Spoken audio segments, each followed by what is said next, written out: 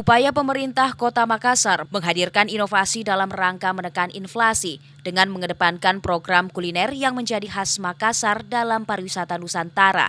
Dengan menyajikan 40 jenis makanan dan minuman untuk para wisatawan, Pemkot Makassar targetkan PAD meningkat lebih besar dibanding pajak. Hal ini disampaikan saat meluncing Kala Toyota Puppet Show di Nipah Mall Makassar pada Kamis 2 Februari 2023. Wali Kota Makassar Muhammad Ramdan Pomanto mengatakan program Makassar Kota Makan Enak akan menjadi program utama menekan angka inflasi.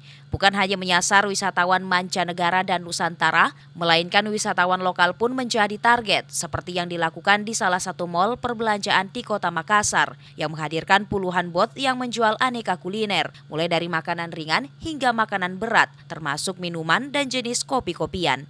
Kota Makanan Enak. Kalau makanan enak hanya display, kita lihat. Cuma kita lihat makanan enak, ya selesai di situ. Tapi kalau kota makan enak, begitu dia makan 10% pajak masuk. Ya, jadi harus produktif. Nah, maka dengan itu izinkan saya menyampaikan terima kasih kepada Kala Toyota, Pak Saiful. Wali Kota Makassar juga menambahkan, melalui program Makassar Kota Makan Enak, pihaknya akan kembali menyasar mal untuk mempromosikan program baru tersebut, kemudian untuk mengajak para wisatawan berbelanja di booth kuliner. Pemerintah Kota Makassar dalam hal ini Bapenda Kota Makassar akan menyiapkan hadiah menarik yang diundi menggunakan struk belanja dan akan diundi di 3 periode, mulai dari undian mingguan, bulanan, dan tahunan. Ira, Fajar TV dan Fajar Radio melaporkan.